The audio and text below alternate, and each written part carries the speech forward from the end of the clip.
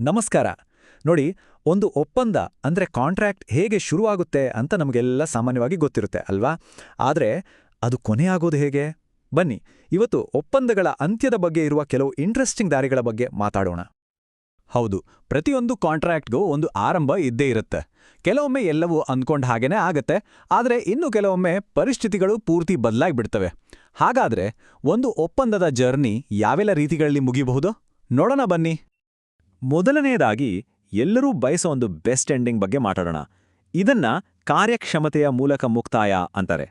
ಅಂದ್ರೆ ಸಿಂಪಲ್ ಆಗಿ ಹೇಳೋದಾದ್ರೆ, ಕೊಟ್ಟ ಮಾತನ್ನು ಉಳಿಸ್ಕೊಂಡಾಗ ಆಗೋ ಒಂದು ಹ್ಯಾಪಿ ಎಂಡಿಂಗ್ ಇದು. ನೋಡಿ, ಇದು ತುಂಬಾನೇ ಸಿಂಪಲ್. ಒಂದು ಉದಾಹರಣೆ ತಗೊಳ್ಳೋಣ. ಒಬ್ರು ಪೇಂಟರ್ಗೆ ಮನೆ ಪೇಂಟ್ ಮಾಡೋಕೆ ಕೆಲಸ ಕೊಡ್ತಾರೆ. ಅವರು ಅಚ್ಚುಕಟ್ಟಾಗಿ ಪೇಂಟ್ ಮಾಡ್ತಾರೆ, ಕೆಲಸ ಕೊಟ್ಟವರು ಅದಕ್ಕೆ ಹಣ ಕೊಡ್ತಾರೆ. ಅಷ್ಟೇ, ಕೆಲಸ ಮುಗೀತು, ಕಾಂಟ್ರಾಕ್ಟ್ ಕೂಡ ಮುಗೀತು, ಎಲ್ಲರಿಗೂ ಖುಷಿ. ಸರಿ, ಆದ್ರೆ ಕೆಲವೊಮ್ಮೆ ಪ್ಲಾನ್ಗಳು ಬದಲಾಗುತ್ತೋ ಅಲ್ಲ? ಆಗೇನ್ ಮಾಡೋದು? ನೋಡಿ, ಕೆಲವೊಮ್ಮೆ ಇಬ್ರು ಪಾರ್ಟಿಗಳು ಒಟ್ಟಿಗೆ ಕೂತು ಮಾತಾಡಿ, ಸರಿ, ಈ ಒಪ್ಪಂದವನ್ನ ಇಲ್ಲಿಗೆ ನಿಲ್ಸೋಣ ಅಥವಾ ಸ್ವಲ್ಪ ಬದಲಾಯಿಸೋಣ ಅಂತ ನಿರ್ಧಾರ ಮಾಡಬಹುದು. ಇದು ಕೂಡ ಒಂದು ಸರಿಯಾದ ಕ್ರಮನೇ. ಇದನ್ನ ನೆನಪಿನಲ್ಲಿಟ್ಕೊಳ್ಳಿ.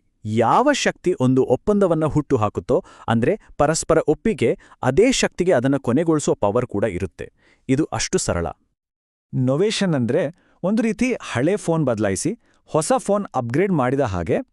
ಹಳೆ ಕಾಂಟ್ರಾಕ್ಟ್ ಹೋಗಿ ಅದರ ಜಾಗದಲ್ಲಿ ಒಂದು ಹೊಸ ಕಾಂಟ್ರಾಕ್ಟ್ ಬರುತ್ತೆ. ಆದ್ರೆ ರಿಸೆಷನ್ ಅಂದ್ರೆ ಫೋನ್ ಪ್ಲಾನನ್ನೇ ಕ್ಯಾನ್ಸಲ್ ಮಾಡಿದ ಹಾಗೆ. ಅಲ್ಲಿಗೆ ಕಥೆ ಮುಗೀತು, ಯಾವುದೇ ಬದಲಿ ಇರೋದಿಲ್ಲ. ಈಗ ಸ್ವಲ್ಪ ಅನಿರೀಕ್ಷಿತ ಘಟನೆಗಳ ಬಗ್ಗೆ ಮಾತಾಡೋಣ. ನಮ್ಮ ಕಂಟ್ರೋಲ್ನಲ್ಲೇ ಇಲ್ಲದ ಕಾರಣಗಳಿಂದಾಗಿ ಒಂದು ಒಪ್ಪಂದವನ್ನ ಪಾಲಿಸೋದಕ್ಕೆ ಆಗದೆ ಹೋದ್ರೆ ಏನಾಗತ್ತೆ? ಕಾನೂನಿನಲ್ಲಿ ಇದನ್ನೇ ಫ್ರಸ್ಟ್ರೇಷನ್ ಸಿದ್ಧಾಂತ ಅಂತ ಕರೆಯೋದು. ಭಾರತೀಯ ಒಪ್ಪಂದ ಕಾಯ್ದೆಯ ಸೆಕ್ಷನ್ 56 ಹೇಳೋ ಪ್ರಕಾರ, ಯಾರು ಊಹಿಸದ ಒಂದು ಘಟನೆಯಿಂದಾಗಿ ಒಪ್ಪಂದ ಪಾಲನೆ ಮಾಡೋದು ಅಸಾಧ್ಯವೇ ಆಗ್ಬಿಟ್ರೆ ಆ ಒಪ್ಪಂದ ಶೂನ್ಯವಾಗುತ್ತೆ. ಹಾಗಾದ್ರೆ ನಿಜ ಜೀವನದಲ್ಲಿ ಇದರ ಅರ್ಥವೇನು? ಯೋಚನೆ ಮಾಡಿ. ಒಂದು ದೊಡ್ಡ ಸಂಗೀತ ಕಾರ್ಯಕ್ರಮಕ್ಕೆ ಹಾಲ್ ಬುಕ್ ಮಾಡಿದ್ದಾರೆ. ಆದ್ರೆ ಕಾರ್ಯಕ್ರಮದ ಹಿಂದಿನ ದಿನ ಆ ಹಾಲ್ ಆಕಸ್ಮಿಕವಾಗಿ ಬೆಂಕಿ ಬಿದ್ದು ಸುಟ್ಟೋಯ್ತು. ಈಗ ಆ ಕಾರ್ಯಕ್ರಮ ನಡೆಸೋದು ಅಸಾಧ್ಯ ಅಲ್ವಾ? ಇದೇ ನೋಡಿ, ಫ್ರಸ್ಟ್ರೇಷನ್ಗೆ ಒಂದು ಪರ್ಫೆಕ್ಟ್ ಉದಾಹರಣೆ. ಅಥವಾ ಇದನ್ನ ನೋಡಿ, ಒಂದು ರಾಜಮನೆತನದ ಮೆರವಣಿಗೆ ನೋಡಕ್ಕಂತಾನೇ ಹೋಟೆಲ್ ರೂಮ್ ಬುಕ್ ಮಾಡಿದ್ದಾರೆ, ಆದರೆ ಕೊನೆ ಕ್ಷಣದಲ್ಲಿ ಆ ಮೆರವಣಿಗೆನೇ ಕ್ಯಾನ್ಸಲ್ ಆಗಿಬಿಡುತ್ತೆ. ಈಗಲೂ ಆ ರೂಮ್ ಬಳಸ್ಬೋದು, ಆದರೆ ಅದನ್ನ ಬುಕ್ ಮಾಡಿದ ಮೂಲ ಉದ್ದೇಶವೇ ಇಲ್ಲವಾಗಿದೆ. ಇದನ್ನು ಕೂಡ ಫ್ರಸ್ಟ್ರೇಷನ್ ಅಂತಾನೆ ಪರಿಗಣಿಸಲಾಗುತ್ತೆ. ಆದ್ರೆ ಒಂದು ಎಚ್ಚರಿಕೆ: ಕಾಂಟ್ರಾಕ್ಟ್ನಿಂದ ಲಾಭ ಕಡಿಮೆ ಆಯ್ತು ಅಥವಾ ಖರ್ಚು ಜಾಸ್ತಿ ಆಯ್ತು ಅನ್ನೋ ಕಾರಣಕ್ಕೆಲ್ಲ ಇದು ಅಪ್ಲೈ ಆಗಲ್ಲ.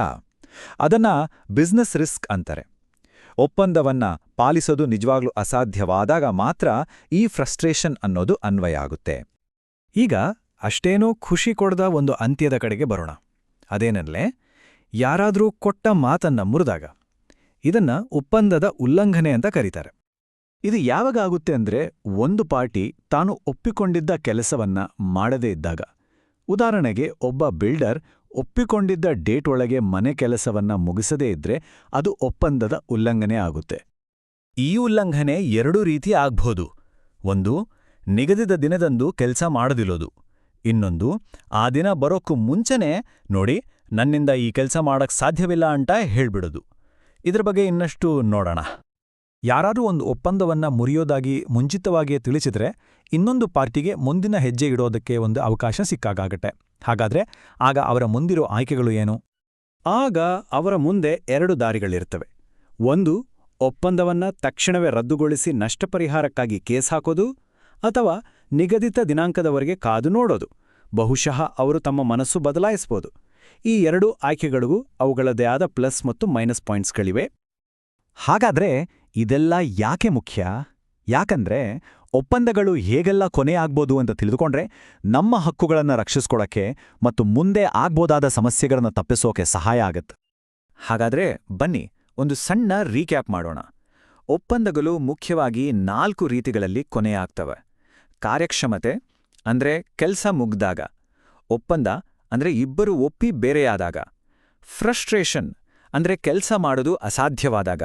ಅಥವಾ ಉಲ್ಲಂಘನೆ ಅಂದ್ರೆ ಯಾರಾದ್ರೂ ಮಾತು ಮುರಿದಾಗ. ಸಿಂಪಲ್ ಅಲ್ವಾ? ಹಾಗಾಗಿ ಮುಂದಿನ ಬಾರಿ ಯಾವುದೇ ಒಪ್ಪಂದವನ್ನ ನೋಡಿದಾಗ ಅದರ ಆರಂಭದ ಬಗ್ಗೆ ಮಾತ್ರ ಯೋಚಿಸಬೇಡಿ. ಅದು ಹೇಗೆಲ್ಲ ಮುಗಿಬೋದು ಅನ್ನೋ ಎಲ್ಲಾ ಸಾಧ್ಯತೆಗಳ ಬಗ್ಗೆನೂ ಯೋಚಿಸಿ. ಇದು ಮುಂದಿನ ದಿನಗಳಲ್ಲಿ ಬರ್ಬೋದಾದ ಎಷ್ಟೋ ತಲೆನೋವುಗಳಿಂದ ನಮ್ಮನ್ನ ಪಾರು ಮಾಡ್ಬೋದು.